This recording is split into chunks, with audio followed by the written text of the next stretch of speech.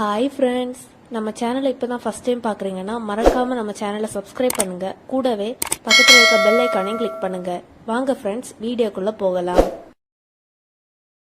Hi friends, நாம் இன்னைக்கு இந்த வீடியோவில் பார்க்க போகிறது டொமேட்டோ தோசா.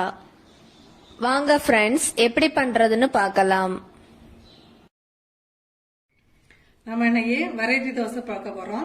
இப்போ இதில் டொமேட்டோ எல்லாம் சேர்த்து வெரைட்டி தோசை செய்ய போகிறோம். அதுக்கு கல் ரொம்ப ஓவர் ஹை ஹீட் வேண்டாம், மீடியமா ஹீட் பண்ணிக்கோங்க. பிகினர்ஸ்க்காக சொல்றேன். ரொம்ப ஓவரா ஹீட் பண்ணோம் அப்படின்னு சொன்னா தோசை கரெக்டா விரிஞ்சு வராது.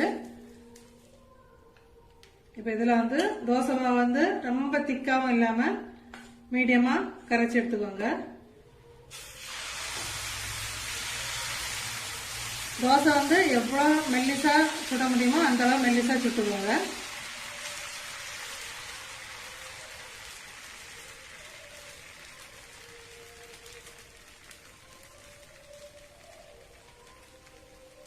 ஃப்ளேம் கம்மியாவே இருக்கட்டும். இப்ப இதுல ரொம்ப குட்டி குட்டியா மேக்சிமம் எவ்வளவு தூரம் பொடியா கட் பண்ண முடியுமோ அந்த அளவு பொடியா கட் பண்ணிக்கோங்க. அதுல ஆனியன் சேர்த்துக்கலாம். ஃபர்ஸ்ட்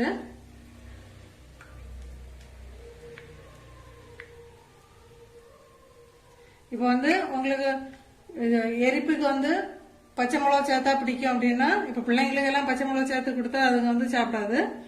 இது சேர்த்து சாப்பிட பிடிக்கும் அப்படின்னா பச்சை மிளகோ அல்லது பெப்பர் சேர்த்துக்கோங்க.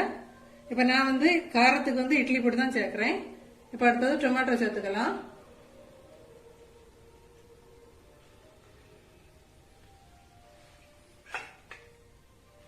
இதுல நம்ம கொஞ்சம் பட்டரும் சேர்த்து எடுத்துக்கும் போது பீஸா போல சூப்பரா இருக்கும்.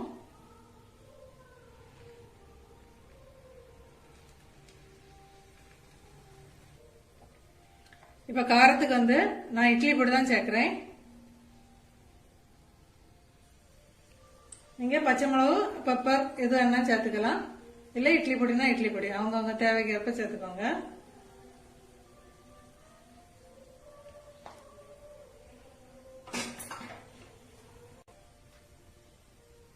இப்ப நம்ம ஒரு பீஸ் பட்டர் அதுல சேர்த்துடலாம். பட்டர் சீவி சேர்க்கலன்னா சீவி சேர்த்துக்கோங்க. இல்ல மேல வச்சு மெல்ட் பண்ணி போடுறதுன்னா அப்படி மெல்ட் பண்ணி போடலாம். இப்ப நம்ம மூடி வச்சு ஒரு 2 நிமிஷம் ஸ்லோ ஃபிளேம்ல இருந்து குக் பண்ணிடலாம்.